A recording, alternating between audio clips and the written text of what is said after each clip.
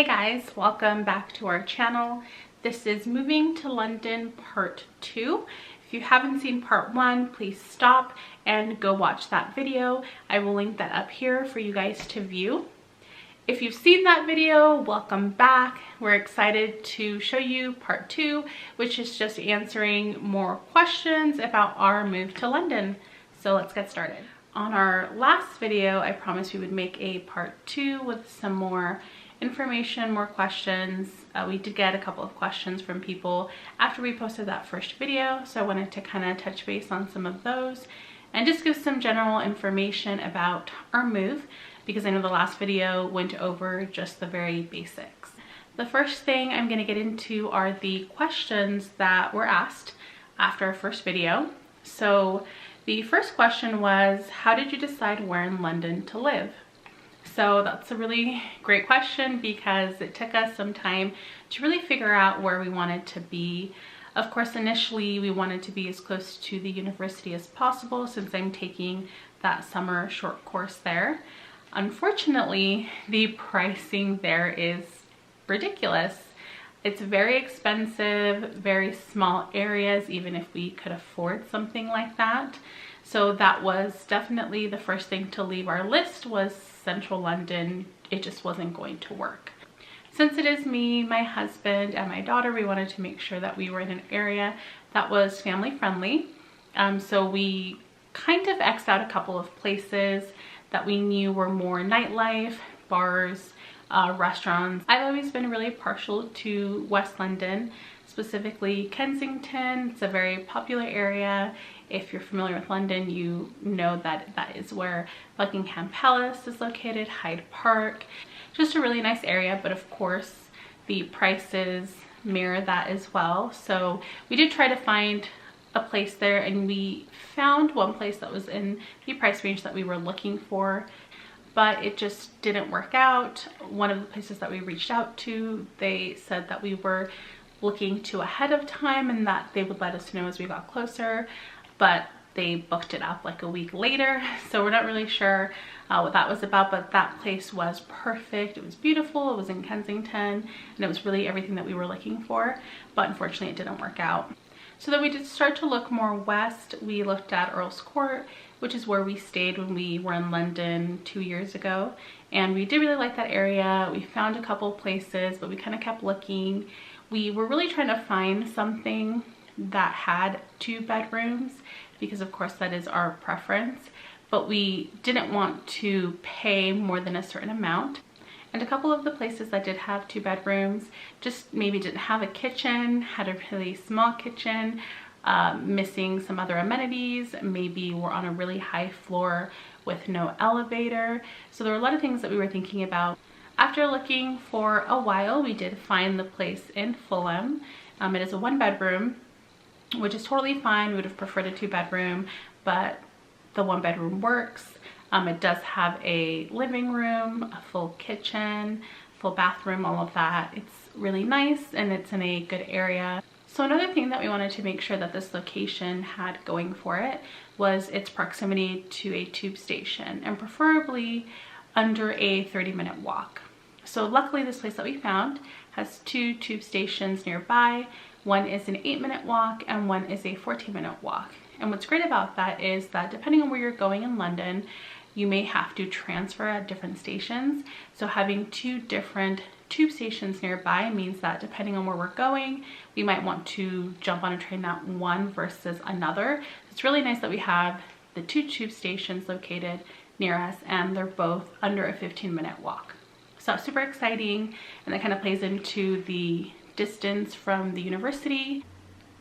I think one of the tube stations is about a 55-minute ride to the university. There of course is the walking before to the tube station, and then from the tube station to the university, but it's not bad at all. So altogether I think it's about 55 minutes. So that was super exciting. That was one of the other things that was on our list. So again, price, family friendly neighborhood, distance to tube stations, and then the distance to the university under an hour. Those were the 4 things that we were looking at, and we think that we found that, and we're really excited about this place. So that was one of the questions that we got after we posted our video. The next question that I wrote down was, how do you pack for 3 months? I try to be pretty organized when I travel, try to make sure that I have packing cubes, really everything travel size, anything like that is totally my jam. So when I thought about packing for 3 months, it was really hard to wrap my mind around being able to fit 3 months worth of clothes, shoes, really anything into a big suitcase and a carry-on suitcase. And I will be bringing some very specific travel size items with me that I don't want to spend the money on while we're in London. I'm also going to try really hard to pack light. Usually during the summer, I wear a lot of dresses, maybe like a cardigan or something like that over it, just depending on the weather. In London, it can go pretty quickly from being really warm to really cool.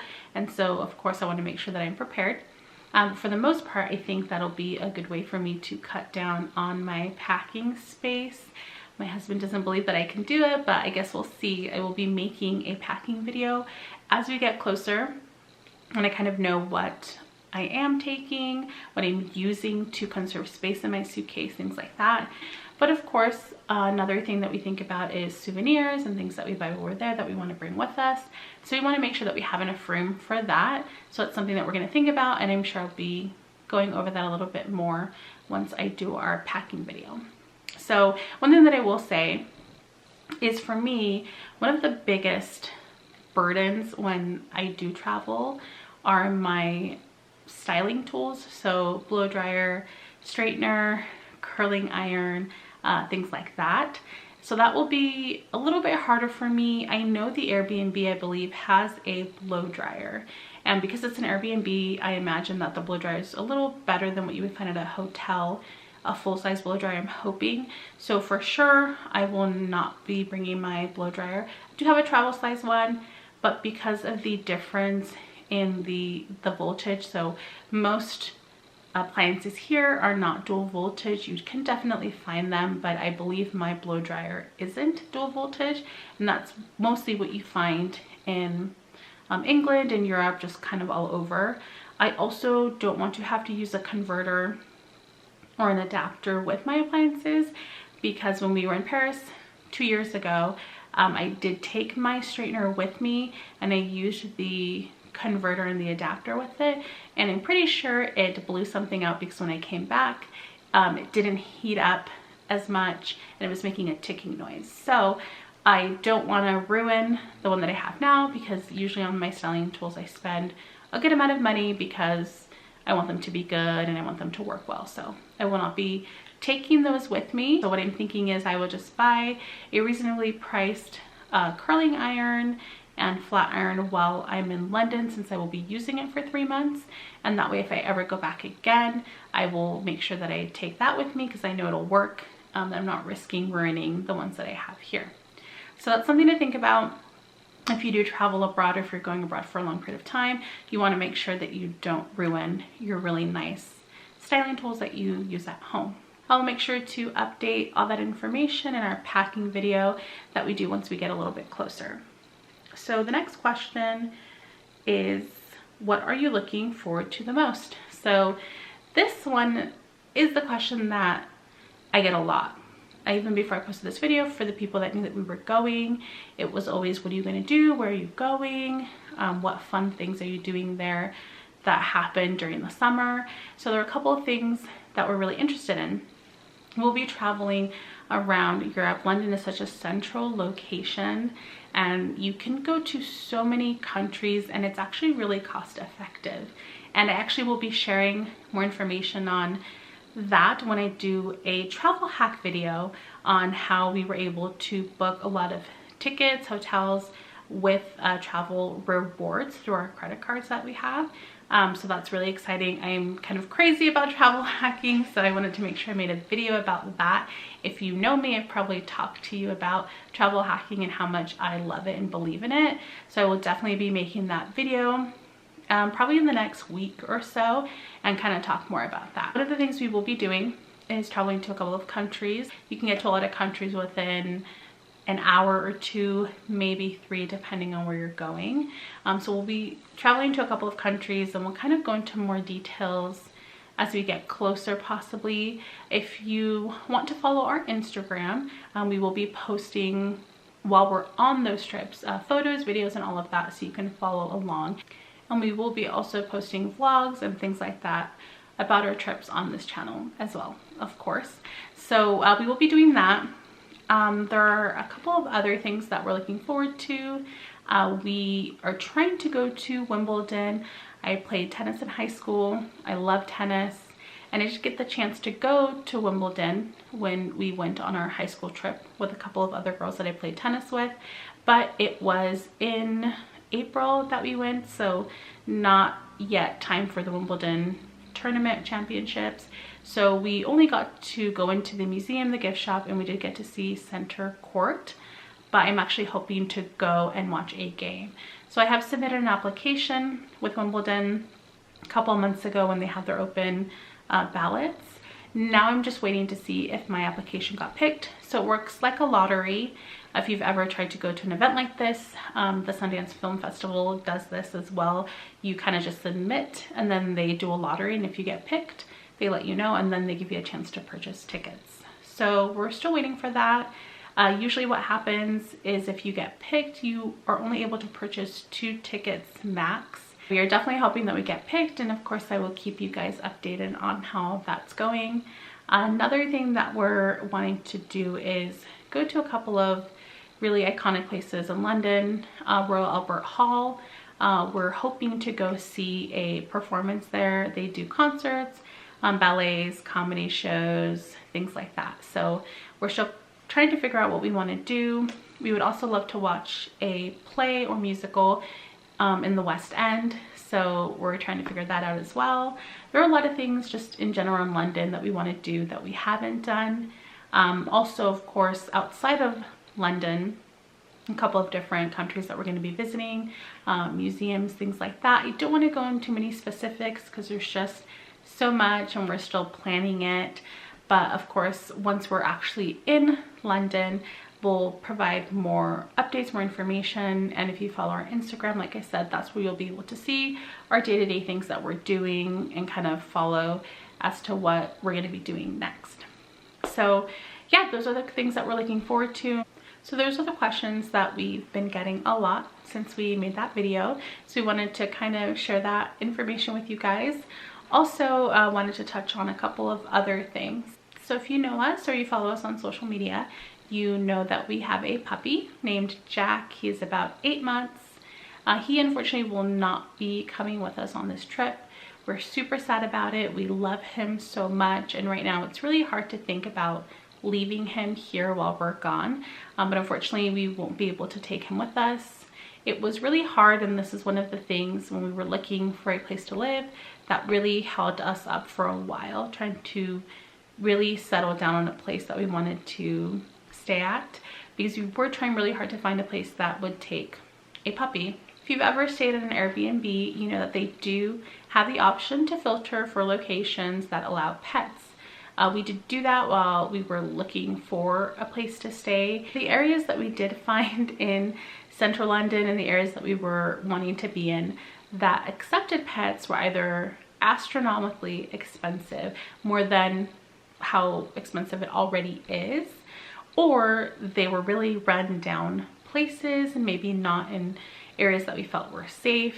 So it was just not a good situation to be in either scenario. So we did the hard thing and decided that we were going to leave him here. So when we leave, he'll be about 11 months.